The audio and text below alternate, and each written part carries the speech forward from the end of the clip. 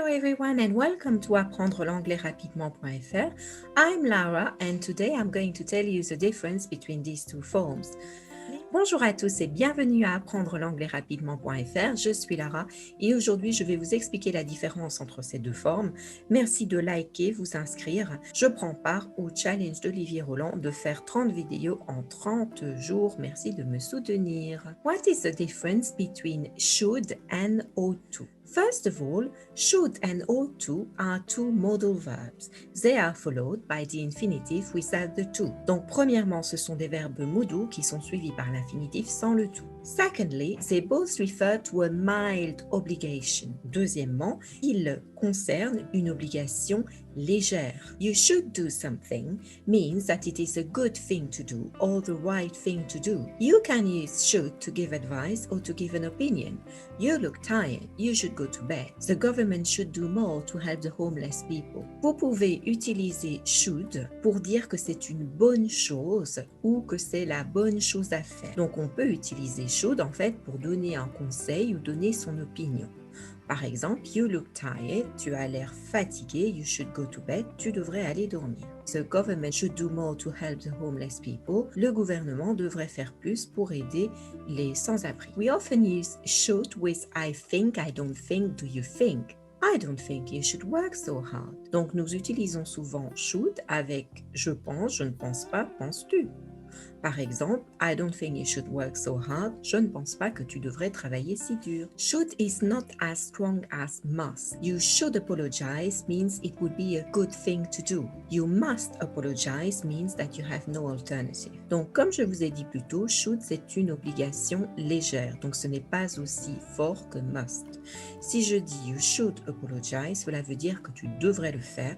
Si je dis you must apologize, cela veut dire que tu dois le faire. Il n'y a pas d'alternative. You can use ought to instead of should. Do you think I ought to apply for this job? It means, do you think I should apply? She's been studying hard for the exam, so she ought to pass. Donc, on peut utiliser ought to à la place de should. Par exemple, do you think I ought to apply for this job? Ou bien, do you think I should apply for this job? She's been studying hard for the exam. Elle a étudié très dur pour l'examen. So she ought to pass. Donc, elle devrait le réussir. Pass, fois mis. Ça veut dire réussir. In my opinion, they both mean the same. However, ought to is likely less common. Donc, à mon avis, ils veulent dire la même chose. Toutefois, ought to est un petit peu moins commun. So try these exercises. We don't see you enough, you come and see us more often. Here we say, we don't see you enough, you should come, or you ought to come and see us more often. Pareil, vous devriez venir nous voir plus souvent parce qu'on ne vous voit pas beaucoup. I'm in a difficult position, what do you think I do? Here we say, I'm in a difficult position, what do you think I should do? Or what do you think I ought to do? Pareil, donc je suis dans une situation difficile, que penses-tu je devrais faire? Is John here yet? Not yet, but he be here soon. Here we say, is John here yet? Not yet, but he should be, ou bien, he ought to be here soon. Donc, ça veut dire pareil. Est-ce que John est là? Non, pas encore, mais il devrait être là bientôt. Merci d'avoir regardé cette vidéo ou d'avoir écouté ce podcast. Je vous invite à liker, vous abonner, partager. Si vous avez besoin de cours d'anglais, je donne des cours via Zoom partout en France.